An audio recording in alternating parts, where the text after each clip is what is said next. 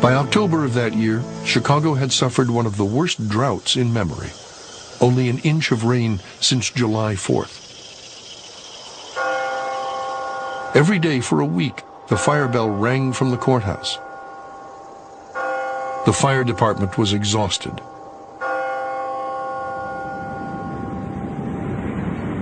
On the evening of October 8th, a strong wind from the prairies blew across the forest of shanties and mills at the southwest corner of the city.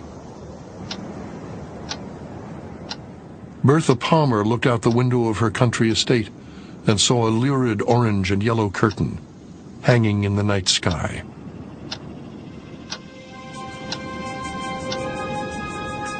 The fire started around 9 at night in the barn of Mrs. Catherine O'Leary, a 38-year-old woman who ran a dairy business. Within hours, a rumor spread that Mrs. O'Leary brought a lantern to the barn and a cow kicked it over. The fire tore through a block of shanties on the west side. Flaming timbers were blown toward the south branch of the river. At furniture factories and grain elevators. People began to panic.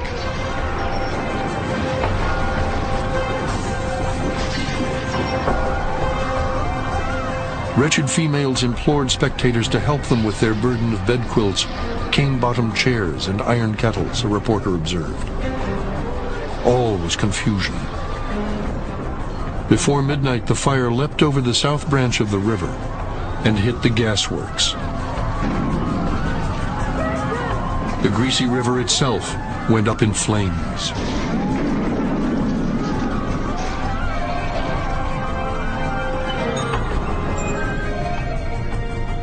If you examine the waterfront along the river, you have things like, 5 wooden buildings, a paint factory, a turpentine making plant, dry goods, throw in like 4 or 5 lumber yards. It was an accident waiting to happen.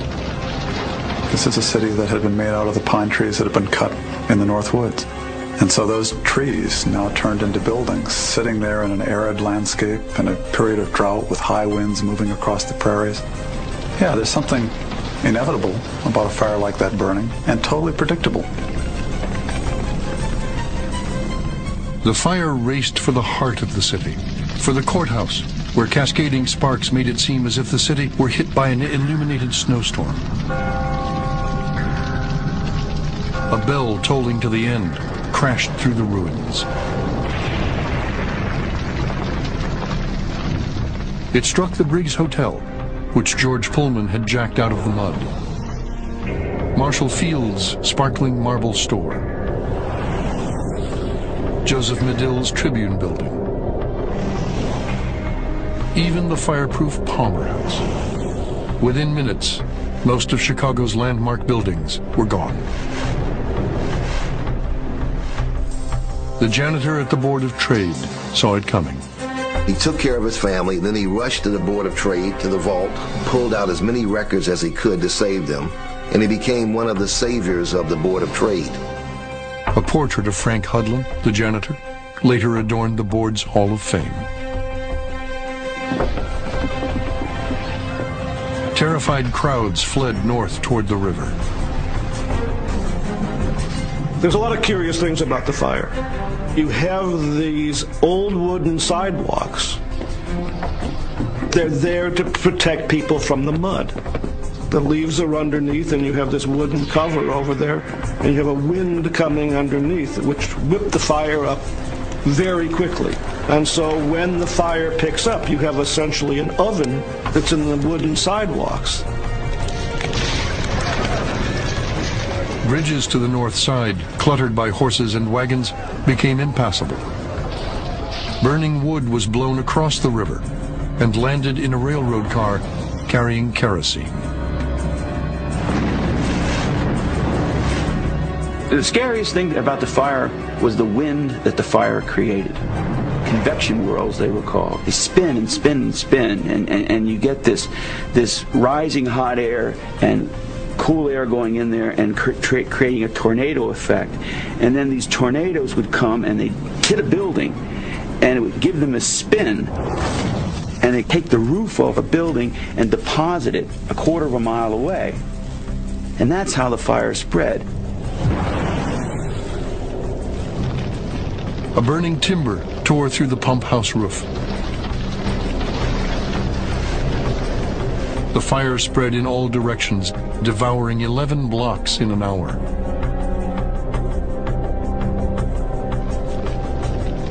The McCormick mansion was destroyed, along with the more modest homes of the Germans.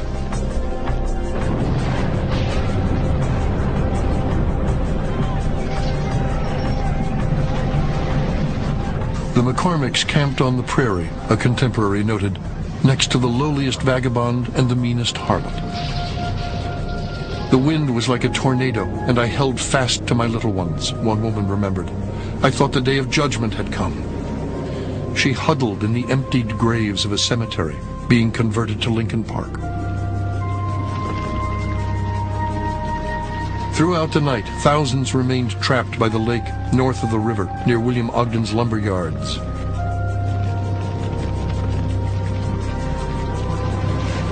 At dawn, the lumber yard burst into flames. Then Ogden's railroad, McCormick's reaper works. South of the river, the Illinois Central terminals. The sun disappeared. Such a scene of horror and terror, I cannot make you imagine, one woman trapped by the lake would write.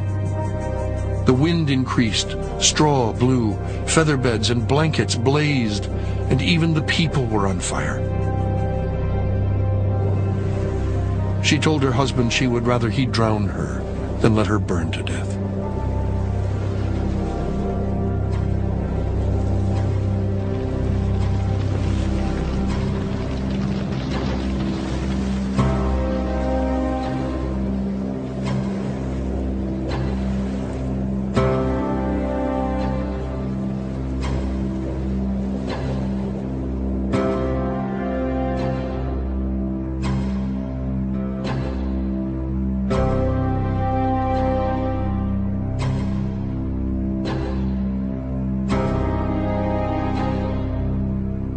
The Chicago Fire of 1871 was one of the great urban catastrophes of modern times.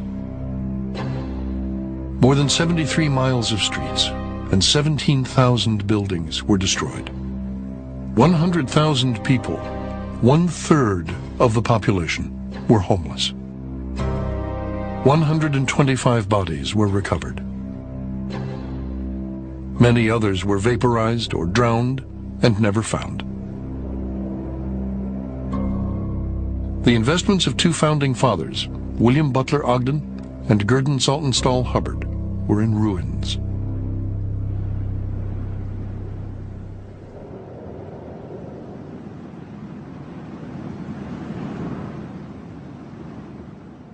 Tribune editor Joseph Medill was undaunted.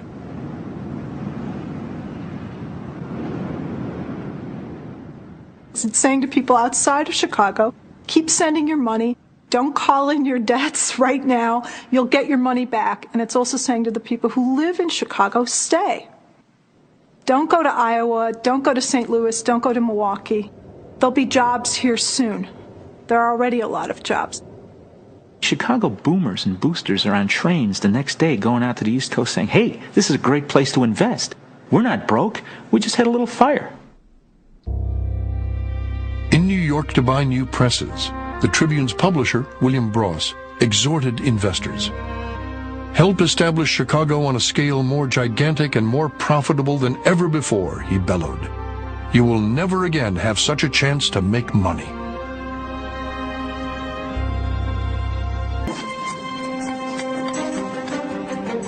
Marshall Field dreamed of a new store on State Street as he removed hay and dung from a brick barn and set up display counters. Potter Palmer would replace his grand hotel, the Palmer House, with millions in loans secured only by his good reputation. Cyrus McCormick, the Reaper King, vowed to rebuild his plant on a vaster scale.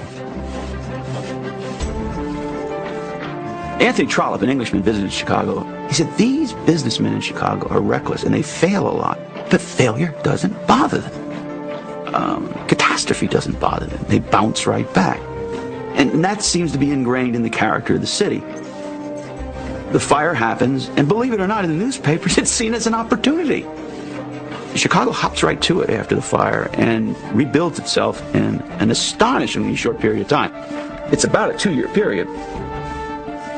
We didn't have a mythological past, so we're building one in 1871. To some degree, the city grows so quickly, and then it's creating a past and thinking about a past, and the fire provides a mythology. Chicago's going to rise out of the ashes, does arise out of the ashes. How much of the city is actually burned? Well, only a small part of the actual city is burned, but that's not the way we think about the fire. There was an outpouring of aid from around the nation and from 25 foreign countries. England sent 8,000 books. 2 years after the fire, a 17-year-old came to Chicago from Boston with dreams of becoming an architect. Though he found the buildings unimpressive, he was impressed with the recovery. Young Lewis Henry Sullivan, who had dropped out of MIT after a year, got, he said, a sense of big things to be done. He wrote in his autobiography about stepping off the train, seeing the city before him, part of it still in ruins from the fire, and thrusting his hand up in the air and saying, "This is the place for me." The city shouted itself hoarse, Sullivan would write. We are the crudest, rawest, most savagely ambitious dreamers and doers in the world. He would be one of them.